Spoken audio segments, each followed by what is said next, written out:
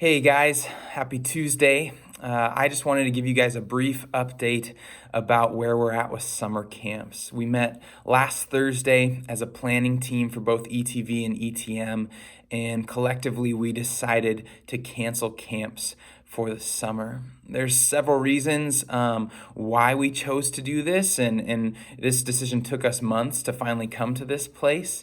And I'll get into some of those reasons, but first I just want to encourage you that it was awesome to be a part of a meeting where we were united in it, that we really listened to each other, listened to the concerns, and the goal of every youth pastor in that meeting was to serve students and also to follow the law of the land of what our governor has put in place for us currently. And with the current projections of the phases, we didn't think that it would make sense for us to carry on with our plans for camp.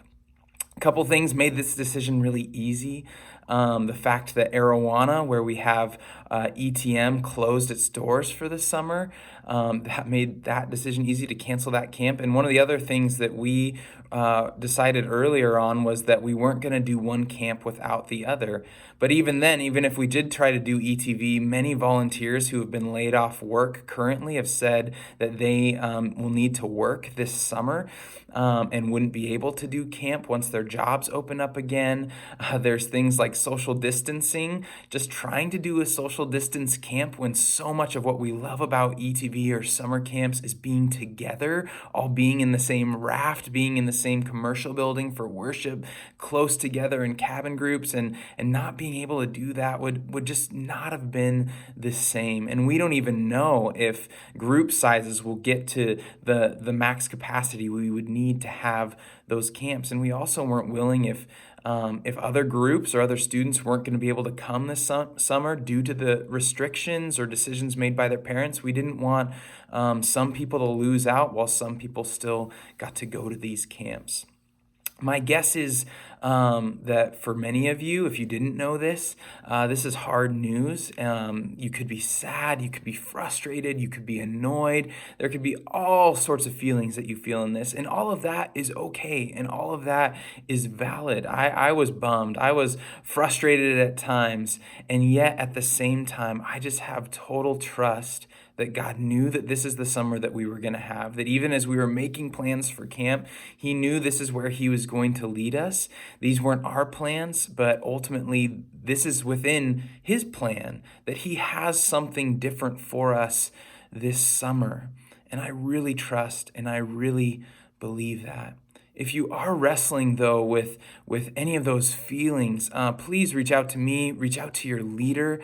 If you want more explanation why we're not having camp, I'd love to talk to you more about that. If you need prayer in this too, if this just hurts your faith in some way or makes you doubt or whatever it might be, we want to be with you as best that we can through this process. One of the things I do love about not having camp this summer, and don't get me wrong, I want to have camp. One of the things I do love is for those that kind of treat camp like a gasoline station, that's where they fill up for their dose of Jesus and then just try to run on that as long as they can. We don't have that this summer. And so the invitation ultimately is, are we going to trust in Jesus now? Are we not going to wait till camp or wait till the camp high happens? But are we going to run to Jesus now? He's the same God as He is at Camp Arowana, as He is at Ty Valley, at ETV, as He is here with us each and every day. Yes, there's special things that we get to do there together that are unlike any other place that we have, but He is the same God. I want to read for you a passage from James chapter 4, starting at verse 13. And this has just been on my mind during this pandemic the last couple weeks.